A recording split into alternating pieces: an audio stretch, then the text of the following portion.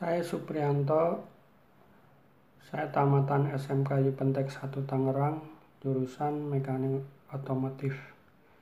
Saat ini saya telah bekerja di PT Cipta Solusindo Indonesia sebagai engineering.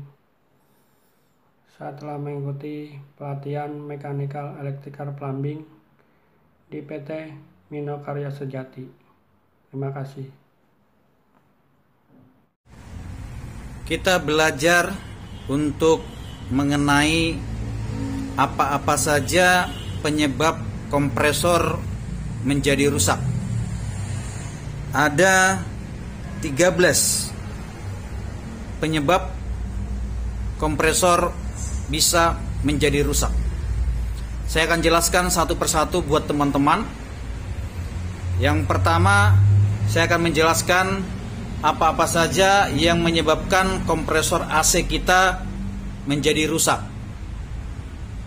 Yang pertama, teman-teman harus mengetahui, yaitu masalah di indoor. Di indoor, jika nanti kita lihat di indoor ini jarang dicuci. Ya, kalau ini jarang dicuci, maka dia kotor. Sistem pembuangan dinginnya terganggu. Ketika sistem pembuangan dinginnya terganggu, maka kompresor akan bekerja maksimal, ampernya tinggi. Ini yang membuat kompresor bisa menjadi rusak. Kemudian juga kita outdoor yang kotor. Ini juga jika outdoornya kotor, maka pembuangan sistem panasnya itu terganggu, sehingga membuat kompresor itu bekerja dengan maksimal, ya, dan pembuangan panasnya tidak terjadi, sehingga kompresornya ini mencapai ampere tinggi. Ini yang membuat kompresor menjadi rusak. Pertama tadi indoor kotor, kemudian outdoor yang kotor. Yang ketiga, di dalam freon ini, di dalam kompresor ini ada freon. Jadi jangan sampai tipe freon yang kita masukin ke dalam sistem AC kita itu menggunakan tipe freon yang salah. Karena ada tipe freon yang R22, ada yang R32, ada yang R410A, ada yang R134. Ini jangan sampai salah memasukkan ke dalam sistem AC kita. Karena beberapa freon itu berbeda penguapannya. Ada yang tinggi, ada yang rendah. Jadi kalau kompresor yang khusus standar untuk freon yang tekanan rendah, maka berikanlah freon yang tekanan rendah. Ada kompresor yang menggunakan tekanan tinggi, gunakanlah freon yang penguapannya tekanannya tinggi. Jangan sampai salah, karena itu akan bisa merusak kompresor AC kita. Kemudian di dalam instalasi pipa AC, jangan sampai terdapat udara di dalamnya. Sehingga banyak teman-teman saat pemasangan awal harus divakum selama 30 menit. Memastikan udara tidak ada di dalam instalasi pipa. Jadi ini juga menyebabkan kompresor bisa jadi rusak. Karena jika udara ada di dalam pipa AC kita, maka saat udara itu mengandung air, maka dia akan diubah karena dingin menjadi es.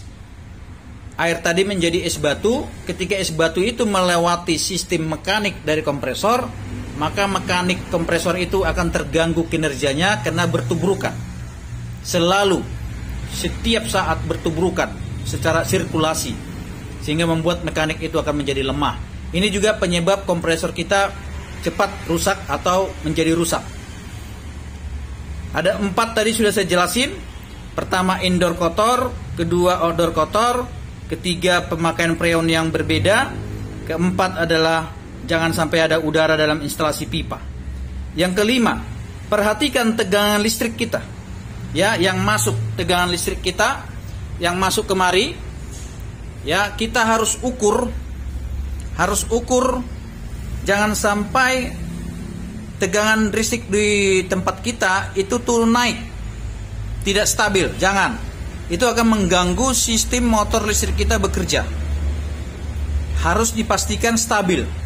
Gunakan UPS yang bisa menstabilkan tegangan, ataupun gunakan yang menstabil tegangan, stabilizer.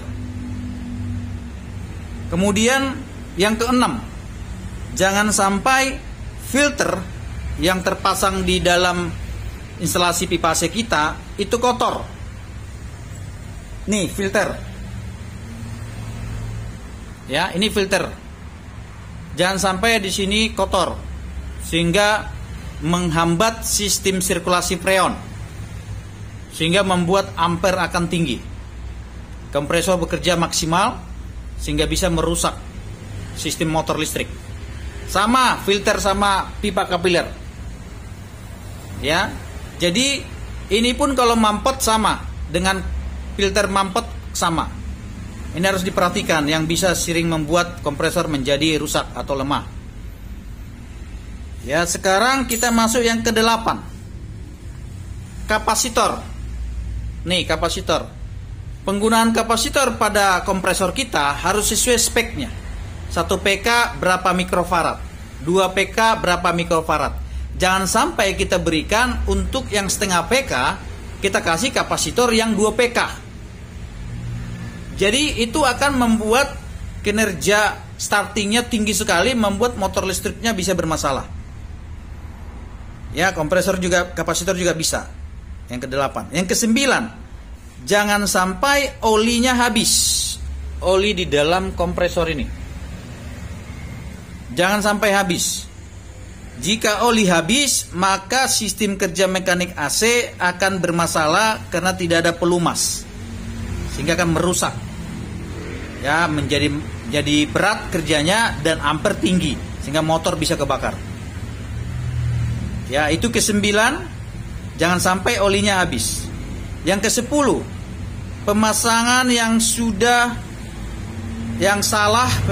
salah terhadap terminal kompresor. Ini terminalnya. Di sini ada RSC, running starting common. Jangan sampai salah pemasangan terminal RSC, running starting common, pada kompresor. Itu akan membuat kompresor menjadi rusak. Ya, itu yang ke-10.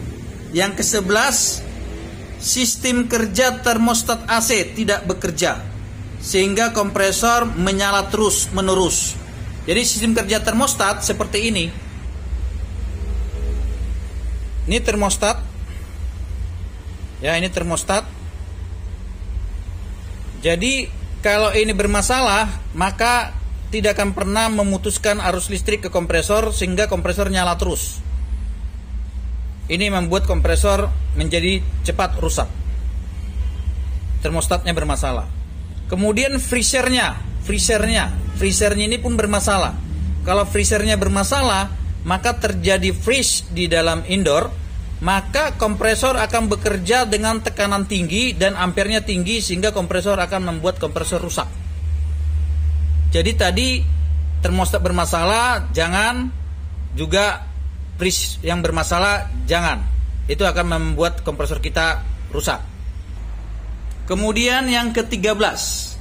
Ya, yang ke-13, apa penyebab kompresor rusak? Yang ke-13 adalah jangan pernah membeli kompresor yang KW juga, supaya jangan mudah rusak. Carilah kompresor yang benar-benar original, supaya kompresornya bekerja dengan bagus. Ya, itu. Yang ke-14, ya, perhatikan, kadang-kadang di AC kita ada bocor arus pada bodi AC, yang sampai pipanya pun kita pegang ada arus listrik. Ya, segera grounding kalau memang udah motornya rusak. atau terkelupas isolasinya di dalam motor listrik, di dalam kompresor. Nggak bisa kita perbaiki di dalam lagi, ya artinya terstrom, ya gunakan grounding supaya tidak ada strom di bodi kompresor atau di bodi AC ataupun di pipa AC.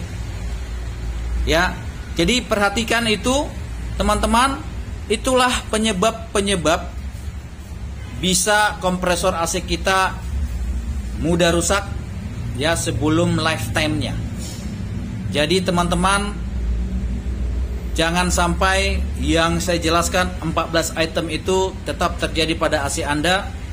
Jika Anda tetap masih seperti itu, maka saya yakin kompresor Anda akan menunggu waktu akan rusak. Demikian penjelasan saya di pelatihan PT Mino Karya Sejati. Tetap semangat belajar, sehat buat kita, sukses buat kita.